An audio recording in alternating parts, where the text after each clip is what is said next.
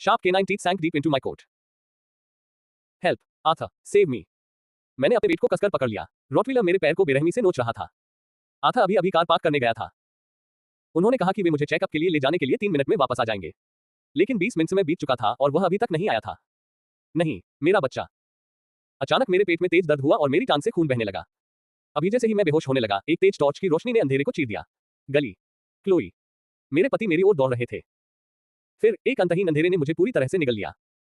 Tick tock tick tock. मैं हौंकते हुए toilet seat से उछलकर बैठ गया। मैंने अपने दाहिने हाथ की ओर देखा, मेरे हाथ में एक प्रेगनेंसी टेस्ट था। मेरा पुनर्जन्म हुआ था। मैं उस दिन वापस लौट आई थी जब मुझे पहली बार पता चला था कि मैं अपने पहले बच्चे की उम्मीद कर रही हूँ। तभी बाथरूम का दरवाजा धमाके के साथ खुल गया। क्लोई, तुम लगभग आधे घंटे से अंदर हो, हे भगवान। गश्त से अभी अभी लौटे आथा ने मुझे गोद में उठाया और चारों ओर घुमा दिया। हम एक बच्चा। क्लोई, आखिरकार हमारे घर में बच्चा आने वाला है। हाँ आथा, हम माता पिता बनने वाले हैं। इस बार मैं हर कीमत पर इस बच्चे की रक्षा करूंगा। आथा ने आह भरते हुए मुझे धीरे से वापस फर्श पर बिठा दिया। ये बहुत दुर्भाग्यपूर्ण है। विभाग वर्तमान में गिरोह गतिविधियों पर नकेल कस रहा है। साउथ साइड में पुलिस प्रमुख ने सभी प्रथम स्तरीय अधिकारियों को वापस नाइट शिफ्ट में काम करने का आदेश दिया है। समर्थन करना। जब आपको मेरी सबसे ज्यादा जरूरत होगी तब मैं आपके साथ नहीं रह पाऊंगा। क्या मुझे सवैतनिक अवकाश का अनुरोध करना चाहिए? मुझे कोई आपत्ति नहीं है अगर इससे मेरे प्रदर्शन मूल्यांकन पर असर पड़ता है। अगले 6 महीने। मैंने मुस्कुराकर उसके गाल पर चुंबन लिया। मैं खुद की देखभाल कर सकता हूं। मेरे लिए यह पदोन्नति मत छोड़ो। लेकिन मुझे चिंता हो रही है, आथा ने माथे पर शिकन डालते हुए कहा। चिंता मत करो आथा, हम इसे संभाल लेंगे। बाथरूम के बाहर से परिचित आवाजें सुनाई दी। एक समय ऐसा आया जब मेरे दत्तक माता पिता, आथा के माता पिता, मिलर परिवार आ चुके थे। माँ, कृपया उसका ख्याल रखना। आथा ने राहत की सांस ली और मेरे माथे पर चुंबन दिया। सोने से पहले उसने नाइट स्टैंड पर एक सुगंधित मोमबत्ती रख दी। घर लौटते समय रास्ते में एक एसेंशियल ऑयल की दुकान से मैंने इसे खरीदा। गर्भवती महिलाओं के लिए ये सुरक्षित है और इससे आपकी घबराहट कम होगी, जिससे आप अच्छी नींद ले सकेंगे। शुभ रात्रि मेरे प्रिय। जब मैं नींद के बीच में झूल रहा था तो एक विशाल छाया मेरे ऊपर मंडरा रही थी। बस्टर। मैंने सहज रूप से अपने चेहरे को ढकने के लिए अपने नीचे रखे तकिए को पकड़ लिया। अगले ही पल बस्टर सीधे मेरे चेहरे की ओर झपटा। अध्याय 2। मेरे पिछले जीवन में जब मैंने जिस मेन कून बिल्ली को पाला था वह हिंसक हो गई और मेरे चेहरे पर झपटी। मैं इतना था, मुझे डर था कि इससे गर्भपात हो जाएगा और मैंने 3 महीने बिस्तर पर ही बिताए, बस गर्भ को बचाए रखने की कोशिश करती रही, शिशु के लिए सुरक्षित। लेकिन इस बार मैं पूरी तरह से जागा हुआ था। मैंने जल्दी से खुद को एक कंबल में लपेट लिया और उस बेकाबू बिल्ली को बिस्तर से लात मारकर हटा दिया। आथा, मदद करना। आथा अपने सर्विस हथियार को हाथ में लिए हुए कमरे में घुस आया। जब उसने मुझे खून से लथपथ कोने में दुबका हुआ देखा तो उसकी आंखें सदमे से चौड़ी हो गईं। इससे पहले कि वह अपने चिंतित पति वाले रूप में आ जाता और बस्टर को कमरे से बाहर निकाल देता। क्लोई, हे भगवान, आपको चोट लगी है। वह दौड़कर आया और मुझे गले लगा लिया। आधे घंटे बाद हम सिनाई अस्पताल के आपातकालीन कक्ष में थे। एक नर्स सफाई कर रही थी, मेरे हाथ पर खरोंचे हैं। डॉक्टर साहब, वो गर्भवती है और यही बात हमें सबसे ज्यादा चिंतित कर रही है। आथा ने कहा, उसका चेहरा तनावग्रस्त। अगर उसे रेबीज का टीका और टेटनस का टीका लग जाए तो क्या इससे बच्चे को वाकई कोई नुकसान नहीं होगा? डॉक्टर इवांस ने चार्ट से नजरें ऊपर उठाई और एक आश्वस्त करने वाली मुस्कान दी। शांत हो जाए अधिकारी। द रेबीज का टीका गर्भवती महिलाओं के लिए बहुत सुरक्षित है, खासकर इसलिए क्योंकि यह आपका पालतू जानवर घर के अंदर ही रहता है। सही। अगर यह वन्यजीवों के संपर्क में नहीं आया है तो रेबीज होने की संभावना लगभग 0 है। यह टीका लगवाना मुख्य रूप से आपकी मानसिक शांति के लिए है। लेकिन जैसा कि डॉक्टर ने कहा था कि यह बहुत सुरक्षित है, मैंने आथा की मांसपेशियों को फड़कते हुए देखा और उसके हाथ उसने अपनी मुट्ठियां कसकर बगल में भींच ली। वाह, ये तो बहुत बढ़िया है हनी, हमारा बच्चा ठीक है, मैंने मुस्कुराते हुए उससे कहा। मैं आखिरकार अपने पिछले जीवन की कुछ चीजों को बदल रहा था। आथा अचानक वास्तविकता में लौट आया, उसका चेहरा सख्त हो गया था। हाँ, ये बहुत बढ़िया है। क्लोई, मैं जा रहा हूँ, कार को आपातकालीन कक्ष के निकास द्वार तक ले जाना। यही मेरा इंतजार करो। घर लौटते समय हल्की बूंदाबांदी शुरू हो गई, जिससे सड़कें फिसलन भरी हो गई। टकराना। जैसे ही हम एक मोड़ के पास पहुंचे, अचानक दाहिने सामने वाले टायर में एक जोरदार धमाका हुआ और वह फट गया। स्टीयरिंग व्हील मेरे हाथों से छूटकर झटके से नीचे गिर गया और कार सड़क से उतरकर जोर से टकराए। रेलिंग से टकरा गया। मुझे कार की विंडशील्ड से जा टकराया गया। सीट बेल्ट ने मुझे कसकर पकड़ रखा था और अगले ही पल में सीट से टकराकर पीछे गिर गया। Welcome to my SK podcast FM channel. अगर आपको मेरी वीडियो पसंद आए तो मुझे लाइक और शुक्र है, आथा भी नहीं और मुझे भी चोट नहीं लगी। भगवान का शुक्र है। उसने मेरी तोंद पर एक नजर डाली और जबरदस्ती मुस्कुराने की कोशिश की, लेकिन उसकी मुस्कान उसकी आंखों तक नहीं पहुंची। जब तक तुम ठीक हो क्लोई। उस रात एक टो ट्रक हमें घर ले आया। आथा ने अचानक हुई घटनाओं की एक श्रृंखला का उल्लेख किया। काम की जगह पर चोरी हुई और वे घर से भाग गए। आए तो मुझे लाइक और सब्सक्राइब। अगली शाम तक उसने दरवाजा खोला, उसका चेहरा गंभीर और स्पष्ट रूप से उदास था। काम से खुश नहीं हूँ। नानगोंग लियुयिन ने अपना जेड जैसा सफेद। उसकी कमर को गले लगाने की इच्छा हो रही थी। आथा, तुम्हारा दिन बहुत खराब रहा है। छूना नहीं मुझे।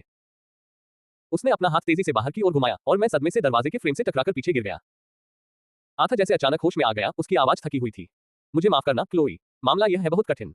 आप गर्भवती हैं और आपको बिल्ली के हमले और कार दुर्घटना का सामना करना पड़ा है। एक पुलिसकर्मी और आपके पति के रूप में मैं खुद को शक्तिहीन महसूस कर रहा हूँ। मुझे खुद पर बहुत गुस्सा आ रहा है। अपने गुस्से को सुधारने के लिए अगली सुबह आथा एक हाथ में कुछ लिए बेडरूम में आया। सफेद चीनी मिट्टी की प्लेट। इसे आजमाएं, यह आपका पसंदीदा है। प्लेट में ताजे बने अमेरिकी पैनकेक थे, जिन पर भरपूर मात्रा में पिसा हुआ मसाला छिड़का हुआ था। चीनी। मैं उसे धन्यवाद देने ही वाला था कि अचानक मुझे मतली होने लगी। मैंने अपना मुंह कसकर बंद कर लिया और उल्टी करने के लिए बाथरूम की ओर भागा। क्या तुम ठीक हो, जान? आथा ने दरवाजे के बाहर से आवाज दी। मैं कुछ खा ही नहीं सकता। मैंने कमजोर आवाज में कहा, मुंह धोते हुए और दरवाजे के फ्रेम से टेक लगाते हुए, फीका। आपको काम पर जाना चाहिए। I'll eat when I feel better। वह मान गया और चला गया। लेकिन दोपहर तक भी मुझे भूख नहीं लग रही थी, इसलिए मैंने पैनकेक को खिड़की की चौखट पर रख दिया, इस उम्मीद में कि वहां से गुजरने वाले पक्षी दावत का आनंद लेंगे। अगली सुबह जब मैं आंगन में टहलने निकला था तो मुझे कई अकड़े हुए मृत पक्षी मिले। खिड़की के नीचे लेटे हुए, उनकी चोंचों पर वही पैनकेक के टुकड़े बिखरे हुए थे जो मैंने खाए थे। बाहर छोड़ दिया। अध्याय 3। क्या तमाशा चल रहा है? ये वो पैनकेक थे जो आथा ने मेरे लिए बनाए थे। ये हो सकता है, क्या वह मुझे नुकसान पहुंचाने की कोशिश कर रहा है? अस्पताल में आथा के भावहीन चेहरे और अचानक हुई कार दुर्घटना की यादें उमड़ पड़ी।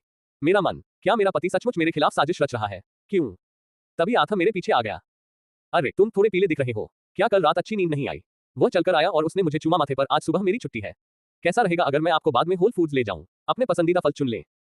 उनके शब्द पर बिजली की तरह गिरे। टायरों की चीख, एयरबैग का जोरदार प्रभाव और उसका उदास चेहरा रोशन हो गया। डैशबोर्ड की लाइट से मेरे पिछले जीवन की यादें और इस जीवन की यादें पल भर में आपस में टकरा गई। जी नहीं धन्यवाद, मैंने हिचकिचाया लेकिन अंततः इनकार कर दिया। मुझे पेट्रोल की गंध बर्दाश्त नहीं होती। कार, आथा तुम अकेले ही चले जाओ। उसने कुछ नहीं कहा और चला गया। उसके जाते ही मैं दौड़कर रसोई में गई। वहां काउंटर पर सफेद पाउडर से भरे 2 एक जैसे जार रखे थे। मैंने बिना लेबल वाले जार को घुमाकर खोला और सूंघने के लिए उसके पास झुका। मुझे एक तीखी, रासायनिक गंध महसूस हुई। ये चूहे मारने वाले जहर की स्पष्ट गंध थी। मेरी रीढ़ की हड्डी में सिहरन दौड़ गई, लेकिन मैं ये सोचने से खुद को रोक नहीं पाई, क्या उसने गलती से उसे पकड़ लिया? गलत वाला। लेकिन मेरे संदेह और भी गहरे हो गए। मैंने दोनों जार फेंक दिए और उनकी जगह चीनी रख दी। फिर मैंने सब कुछ वापस अपनी जगह पर रख दिया। जगह। अगली सुबह मैंने पैनकेक का पूरा बैच बनाया और उन पर पिसी हुई सामग्री छिड़क दी। चीनी। अगर यह सचमुच आता होता तो वह पैनकेक खाने की हिम्मत ही नहीं करता, अपने परिवार को खतरे में डालने की तो बात ही छोड़िए। सुरक्षा। लेकिन अगर ऐसा नहीं होता तो आओ खाएं। मैंने नाश्ता खुद बनाया। मैं मेज पर बैठा, एक बड़ा टुकड़ा काटा और उसे अपने मुंह में डाल लिया। कितना अच्छा। आथा तुम उनके पास भी कुछ होना चाहिए।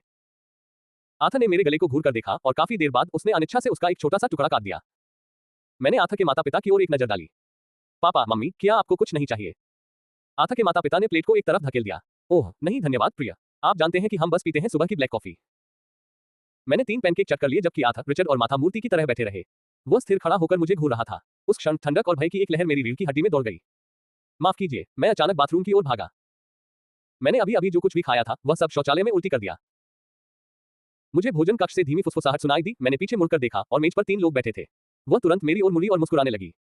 मैंने अपने चेहरे पर ठंडा पानी छिड़का ताकि मेरी घबराहट कम हो सके। उनकी जो भी योजना हो, मुझे जीवित रहना ही था।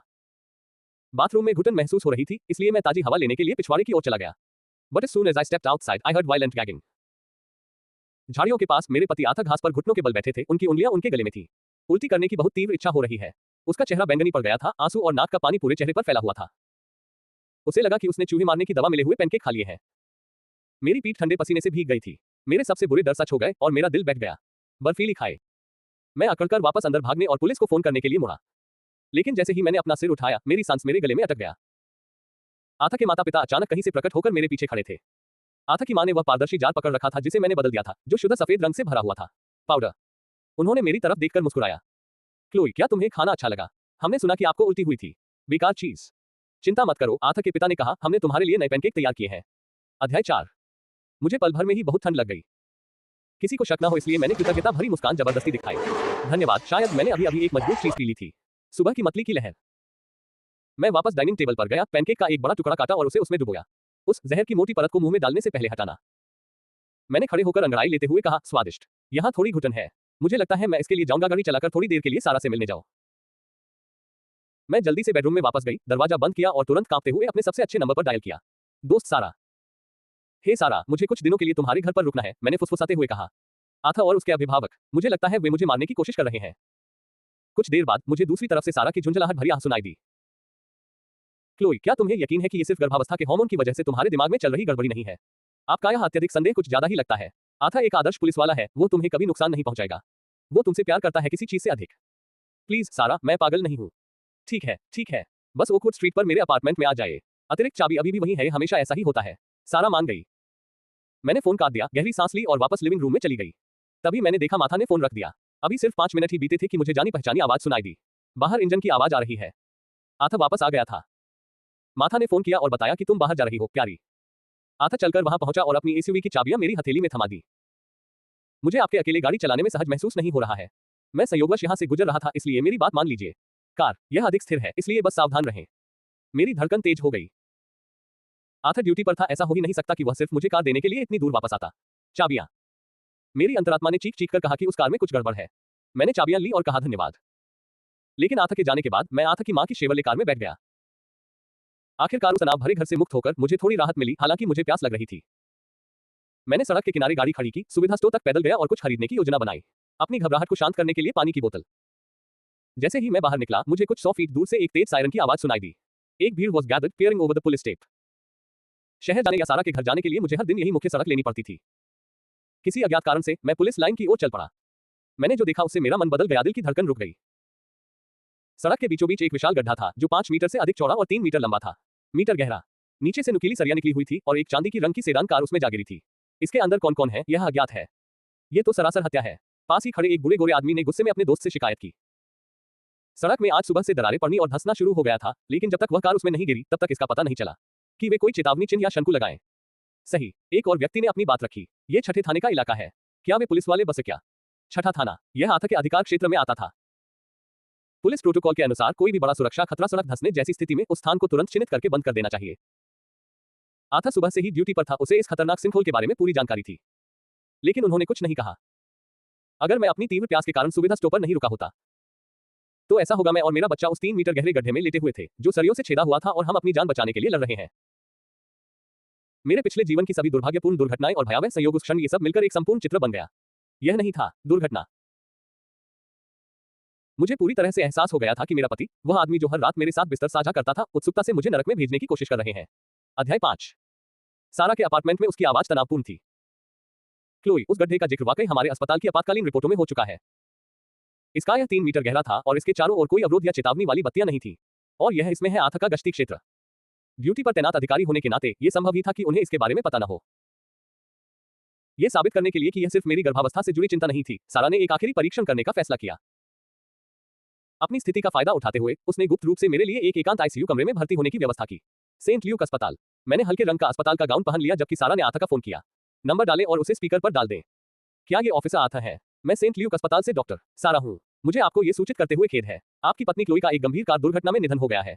वह और उसकी कार एक खाई में गिर गए, पूर्वी जिले में स्थित सिंखोल। वह इस समय आईसीयू में जिंदगी और मौत से जूझ रही है और इसके कारण, इस भीषण प्रभाव के कारण संभवतः बच्चा जीवित नहीं बचेगा। फोन के दूसरी तरफ कुछ देर के लिए सन्नाटा छा गया।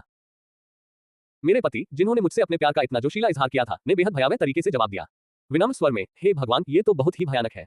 मैं अपना काम खत्म करके वहां जाऊंगी, बिल्कुल अभी। मेरी चोटों के बारे में एक भी सवाल पूछे बिना उसने जल्दबाजी में फोन काट दिया। मैं 24 घंटे अस्पताल के बिस्तर पर बैठा रहा। आथा नहीं आया। मेरा दिल, जो पहले तो दुख रहा था, धीरे धीरे पूरी तरह सुन्न हो गया। मेरे आंसू सूख जाने के बाद केवल नफरत ही बची थी।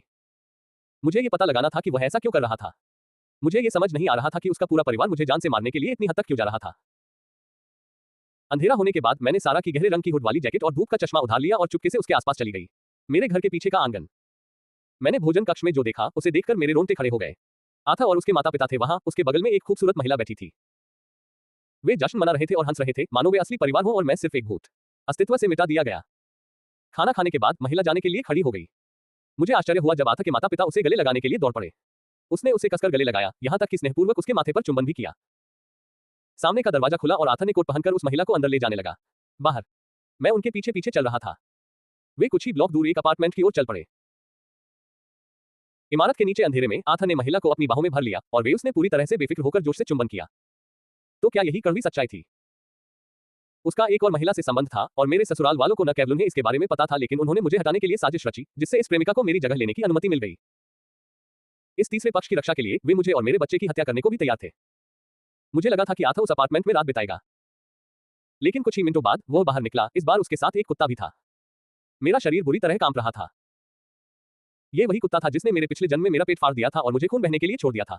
हताशा में उस क्षण पिछले जन्म में मेरी मृत्यु का सत्य अंततः मेरे सामने स्पष्ट हो गया। आथा ने अपनी प्रेमिका के लिए मेरी हत्या कर दी थी। अध्याय 6। आथा फोन पर बात कर रहा था, उसकी आवाज मेरे कानों में गूंज रही थी। चिंता मत करो जान, मैंने सब संभाल लिया है। मैं उस पागल कुत्ते का जल्द ही ख्याल रखूंगा। जो कुछ भी आपका है वो आपको उसी तरह लौटा दिया जाएगा जैसा कि होना चाहिए। वह किससे बात कर रहा है और क्या क्या चल रहा था? मैंने आथा का पीछा करते हुए पुलिस स्टेशन तक गया, जहां मैंने उसे उस कुत्ते को एक पिंजरे में बंद करते हुए देखा। पिछवाड़े में परित्यक्त कुत्ते का पिंजरा। सब कुछ सही दिशा में आगे बढ़ रहा था। उसके फोन पर सिंक्रोनाइज किए गए कैलेंडर की जांच करके मैंने उसे पता चल गया कि वह उस कुत्ते से कब निपटने की योजना बना रहा था। गुरुवार शाम। ढीली काली हुडी पहने हुए मैं चुपचाप स्टेशन के लॉकर रूम में घुस गया और उसने अपने अतिरिक्त व्यक्ति के कफ और कॉलर पर उच्च सांद्रता वाले गोमांस के शोरबे का अर्क रगड़ा। वर्दी। ये सब हो जाने के बाद मैं चुपचाप चारों ओर लगी जालीदार बाड़ के पीछे चला गया। कुत्ते का घर। 8 बजे आथा उसी वर्दी में बाहर निकला। वह पिंजरे के पास पहुंचा और जैसे ही वह उसे खोलने वाला था, पहले शांत दिख रहा पिंजरा अचानक गायब हो गया। रॉटवीलर ने अचानक अपनी नाक फड़फड़ाई। जैसे ही दरवाजा खुला, वह काली आकृति गोली की तरह बाहर निकल आई। धत्तेरी की, आथा ने गुस्से में बड़बड़ाते हुए अपनी बंदूक की ओर हाथ बढ़ाया। लेकिन उस पागल कुत्ते ने पहले ही उसका आधा हाथ काट दिया था। आह! आथा ने दिल दहला देने वाली चीख मारी। उसने अपना हाथ हिलाया, अपनी तस्वीर खींचने की कोशिश करते हुए। Weapon, but the force knocked him to the ground. पागल कुत्ते ने झपट्टा मारा और उसका गला नोच डाला। मैंने निर्मम भाव से देखा। मैंने उसे तड़पते और छटपटाते हुए देखा। यही उसका मुझ पर और अजन्मे बच्चे पर बकाया था। जब तक आथा की सांसें पूरी तरह से बंद नहीं हो गईं, तब तक उस खूनी कुत्ते ने अपना सिर नहीं उठाया। सिर हिलाते हुए, चारों ओर देखते हुए, और मैं अंधेरे से बाहर निकल आया। मैंने गहरी सांस ली और आथा की बंदूक उठा ली। टकराना, टकराना। 2 गोलियों की आवाज ने रात के सन्नाटे को तोड़ दिया और कुत्ता खून के तालाब में गिर पड़ा। फिर मैंने बंदूक गिरा दी और दिल दहला देने वाली चीख निकालते हुए जमीन पर गिर पड़ा, आंसू में। कुछ ही सेकंड में स्टेशन का पिछला दरवाजा जोर से खुल गया। शेरिफ डेविस और अधिकारी मिलर हाथों में टॉर्च लिए तेजी से बाहर भागे। जब उन्होंने वह दृश्य देखा तो वे दंग रह गए। क्लोई, अरे बाप रे! मिलर ने मुझे तुरंत पहचान लिया और मेरी रक्षा करने के लिए दौड़ पड़ा। मैं अभी अभी अस्पताल से निकली हूं। मैंने मिलर के कंधे पर अपना सिर रखकर इतनी जोर से रोई कि सांस लेने में बहुत मुश्किल हो रही थी। मैं उसे सरप्राइज देने जा रहा था, लेकिन जब मैं यहां पहुंचा तो मैंने देखा। क्लोई, मत देखो, मत देखो। शेरिफ डेविस, जिनकी आंखें लाल थीं, ने अपना कोट उतारा और उसे अपने ऊपर लपेट लिया। इसे मेरे ऊपर हावी होने दो। हर कोई मुझे सहानुभूति और दया की निगाहों से देख रहा था। इस सदमे से ग्रस्त और बस एक गर्भवती महिला जो अपने पति की क्रूर मौत की गवाह थी, वह ठीक हो गई। संक्षिप्त बयान देने के बाद शेरिफ डेविस ने स्वयं 2 गश्ती कारों की व्यवस्था की। मुझे घर तक छोड़ दो। जब मैंने दरवाजा खोला तो मुझे अराजकता और मातम की आशंका थी। लेकिन बैठक कक्ष में अजीब सी खामोशी छाई हुई थी। केवल मेरी सास माथा ही शांति से बैठी थी। मैं सोफे पर बैठकर एक कप कॉफी पी रही थी, जबकि मेरे ससुर का कहीं पता नहीं चल रहा था। उन्हें आथा की मृत्यु की खबर आधे घंटे पहले मिली थी। जब अधिकारियों ने अपनी संवेदना व्यक्त की, तभी एक आंसू बह निकला। उसने अपना गाल उसके गालों से मिलाया और फिर शांति से उन्हें धन्यवाद देते हुए उन्हें बाहर जाने दिया। जैसे ही दरवाजा बंद हुआ, बैठक कक्ष में सन्नाटा छा गया। रिचर्ड कहाँ है? मैंने उसकी ओर घूरकर देखा। उसकी दिखावटी छवि में कोई दरार ढूंढने की कोशिश की। माथा ने धीरे से अपना सिर घुमाया और एक अजीब तरह से शांत निगाहों से मेरी ओर देखा। रिचर्ड मर गया है, क्लोई। ठीक 3 दिन पहले, उसी दिन जब आपका हादसा हुआ था और आप वहां पहुंच गए थे। अस्पताल। मैं जम गया। तुम मेरी कार ले गए और रिचर्ड ने व्यापार के सिलसिले में आथा की कार चलाई। चौराहे पर जाते हुए पहाड़ी से नीचे उतरते समय ब्रेक फेल हो गए। कार रेलिंग तोड़कर अंदर घुस गई और उसमें आग लग गई। उसे अंदर ही जिंदा जला दिया गया था। तो बात कुछ ऐसी थी। आथा ने मुझे मारने के लिए एक छेड़छाड़ की हुई कार का इस्तेमाल करने की कोशिश की थी, लेकिन इसके बजाय वह बच गया। उसने अपने ही पिता को मौत के घाट उतार दिया। मैंने माथा की तरफ देखा। महज कुछ ही दिनों में उसने अपने पति और बेटे दोनों को खो दिया था, फिर भी उसके चेहरे पर मुस्कान थी।